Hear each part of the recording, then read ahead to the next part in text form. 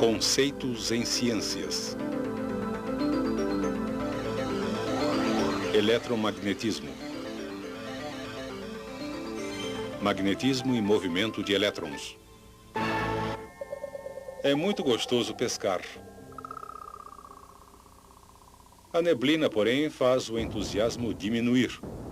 Não se desespere. A sua bússola funciona com chuva, granizo e até com neblina.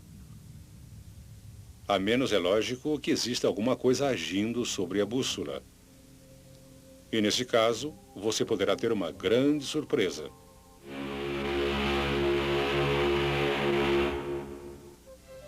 Uma agulha de bússola é simplesmente um ímã. E existe uma força de atração entre ímãs de objetos de ferro, mesmo à distância e mesmo através do vácuo do espaço. É como se mãos invisíveis atraíssem entre si ímã e metal. Nisso, o magnetismo é similar às forças que partículas carregadas exercem entre si. À distância, essas forças também agem da mesma maneira misteriosa. Durante os séculos 17 e 18, a eletricidade e o magnetismo se desenvolveram como ciências separadas e acreditava-se que não tinham qualquer relação. Então, em 1800, Alessandro Volta desenvolveu um dispositivo que abriu o caminho para mudar essa crença. Seu dispositivo consistia de moedas de cobre e prata dispostas em uma coluna e separadas por pedaços de papelão embebidos em água salgada.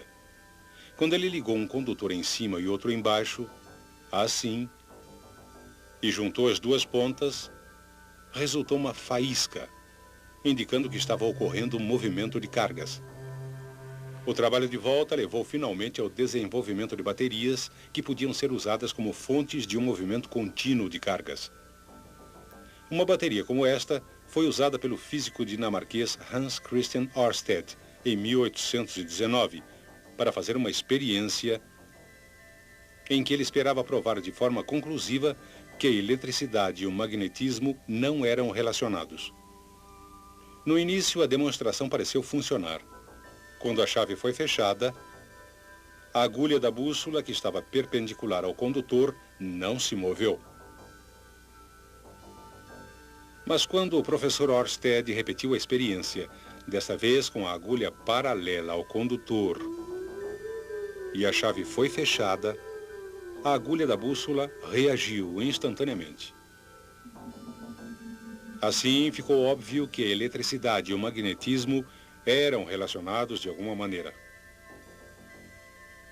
Como resultado das experiências de Ørsted, o físico francês André Ampère fez um estudo detalhado do campo magnético ao redor de um condutor onde se movimentavam cargas. Usando limalha de ferro, ele demonstrou que havia um campo magnético ao redor do condutor. O padrão formado pela limalha de ferro criou uma série de círculos concêntricos.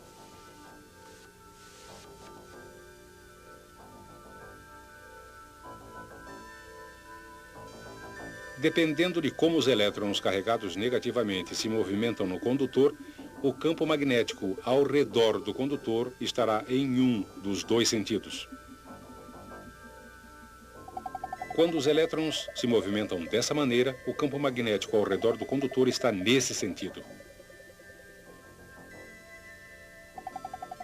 A inversão do movimento dos elétrons não afeta a forma do campo, mas somente o seu sentido. Ao inverter o movimento dos elétrons através do condutor, o sentido do campo magnético também será invertido. Nossa mão esquerda nos dá um método conveniente de prever corretamente a relação entre o sentido do campo magnético ao redor do condutor e o sentido do movimento de elétrons através do condutor. Essa é a regra da mão esquerda para condutores. Diz ela que se a mão esquerda for colocada ao redor de um condutor, com o polegar indicando o sentido do movimento dos elétrons, os dedos encurvados indicarão o sentido do campo magnético. Quando a corrente é invertida, o polegar deve indicar o sentido oposto. Agora, os dedos apontando para o outro lado indicam um novo sentido do campo magnético. Naturalmente, se o movimento de cargas for interrompido, o campo magnético desaparece imediatamente. O que acontece com o formato geral do campo magnético se o condutor for encurvado, formando uma espira? Vamos novamente ligar a corrente e observar. Se aplicarmos a regra da mão esquerda em pontos diferentes ao longo do condutor, podemos mapear o campo magnético ao redor da espira. Notem que o formato do campo parece uma rosca. Mas se adicionarmos diversas espiras iguais, a figura resultante é denominada hélice ou bobina. Observando esta bobina em seção transversal, vamos representar os elétrons que se afastam de nós por x's. E aqui embaixo, os elétrons que se aproximam de nós por pontos.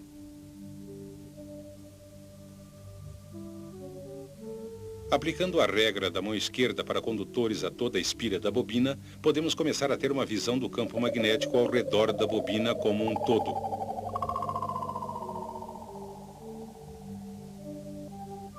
Como a distância entre as espiras da bobina é muito pequena, poderíamos pensar que os campos iriam se sobrepor, assim. Mas não é o que acontece. Os campos magnéticos não se superpõem. O que acontece é que o campo de uma interage com o campo da outra para produzir um campo combinado, como este. Se examinarmos a área entre duas das espiras, podemos ver que dois campos que interagem, na verdade, se cancelam. Essa interação de campos ocorre entre cada uma das espiras da bobina, resultando um campo geral que envolve as espiras e parece uma oval um pouco achatada.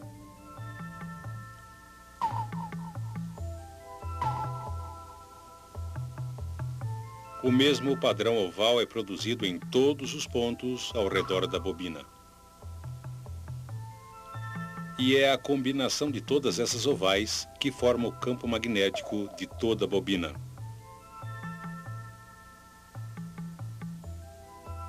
Como o sentido de campo de toda a oval é o mesmo, o cancelamento não ocorre no centro da bobina.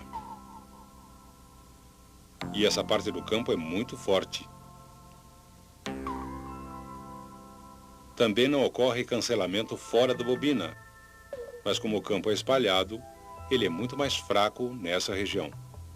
A relação entre o sentido do movimento de elétrons no condutor e o sentido do campo no centro da bobina é dada por outra regra da mão esquerda, a regra da mão esquerda para bobinas.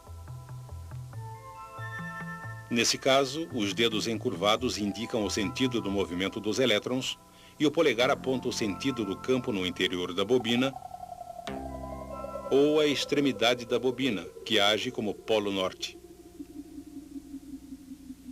Os dedos encurvados mostram o sentido da corrente e o polegar aponta para o norte.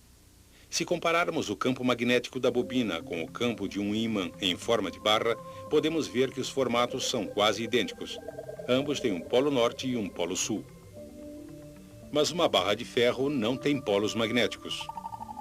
O que acontece então se inserirmos essa barra em uma bobina por onde passa uma corrente?